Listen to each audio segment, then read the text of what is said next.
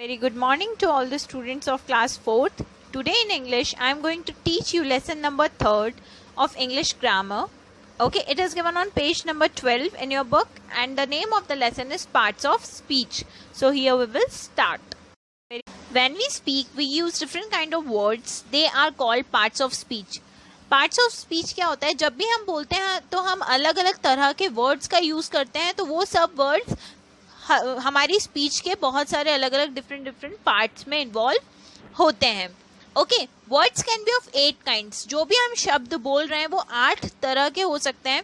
Noun, pronoun, adjective, verb, adverb, preposition, conjunction and interjection. All these words are parts of speech. Okay, ये सारे क्या है? Parts of speech हैं. Okay, so now we will read about all these 8 kind of parts of speech. First one is a noun is the name of a person, place or thing. एक noun क्या होती है? किसी भी व्यक्ति, जगह और चीज का नाम. किसी भी चीज का अगर कोई नाम है, that is a noun. Akbar was a great king. Akbar is the name of a king. Okay, Akbar was a king, so Akbar is the name of a king. The sun rises in the east. सन हमारे लिए सूर्य है, तो ये भी एक noun है. East direction का नाम है. किसी भी चीज का अगर कोई नाम है, that is a noun. Okay, second, pronoun.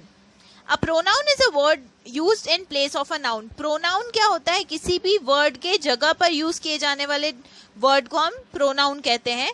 Rohan has not come. Okay, Rohan is a boy, so we will use he as a pronoun in place of a boy's name. Okay, Minnie is a girl, then we will use she for a girl as a pronoun. Okay, girls were not singing. Here we will use they as a pronoun for girls. Okay, if we are talking about plural, okay, plural of girl, then we will use they. Okay, so pronouns क्या होते हैं? किसी भी नाम की जगह पर use किए जाने वाले नाउन्स को हम क्या कहते हैं? प्रोनाउंस कहते हैं. Third word is an adjective. What is an adjective? किसी भी चीज की क्वालिटी बताने वाले नाउन को, वर्ड्स को, प्रोनाउंस को क्या कहते हैं? Adjectives. An adjective tells the quality of a noun और प्रोनाउन. एडजेक्टिव हमें किसी भी नाउन या प्रोनाउन की क्या बताता है? क्वालिटी बताता है. मतलब उस नाउन की क्या बताता है? विशेषता बताता है. Mehak is a tall girl. Mehak is the name of a girl and she is tall. It means tall is the adjective for Mehak. Okay. They are brave boys. वो जो लड़के हैं वो बहुत बहादुर हैं.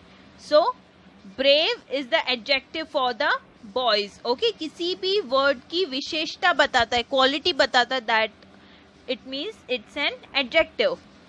Verb. A verb expresses the state or the action done by the subject. किसी भी व्यक्ति द्वारा की गई चीजों को क्या कहा जाता है? वर्ब कहा जाता है. ठीक है, क्या कहा जाता है? वर्ब. इसको हिंदी में क्या कहते हैं? क्रिया कहते हैं.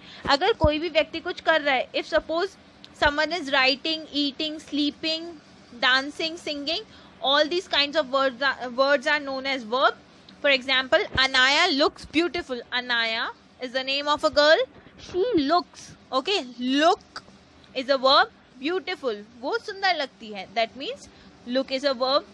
Cherry lives in Delhi. Cherry जो है वो कहाँ रहती है? दिल्ली में रहती है, तो live is also a verb. The lion killed the goat.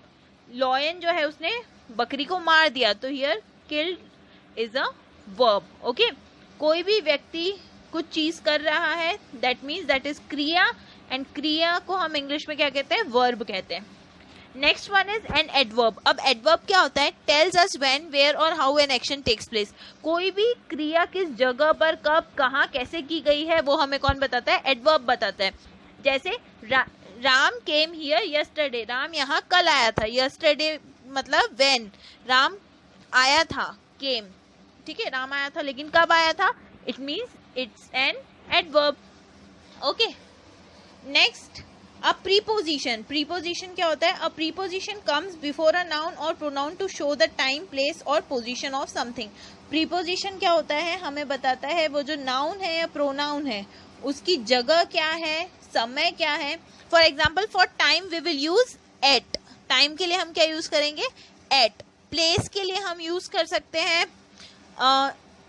जैसे प्लेस के लिए हम करेंगे अंडर, इन, ओके, अप, डाउन, ये सब, ठीक है। और पोजीशन के लिए हम क्या यूज कर सकते हैं, ऑन द टेबल, ओके, ये सब होते हैं प्रीपोजिशंस।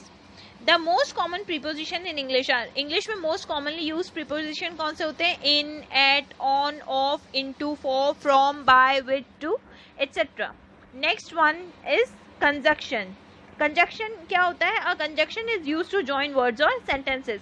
कंजक्शन क्या होते हैं, वर्ड्स को और सेंटेंसेस को यूज जॉइन करने के लिए यूज किए जाने वाले वर्ड्स को हम क्या कहते हैं, कंजक्शंस कहते हैं।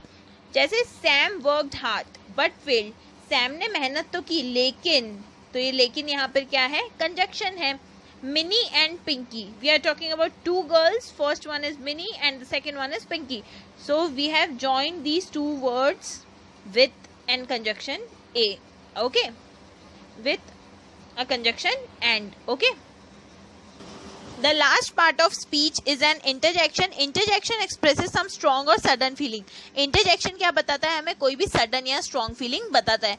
For example, hooray, alas, oh, ouch, ये सब क्या होते हैं, interjection होते हैं, जब जो किसी चीज़ की strongly हमें feeling बताते हैं. So all these 8 kinds of words are known as parts of speech. Okay? So tomorrow we will do the book exercise. I hope you all have understood. Okay, thank you.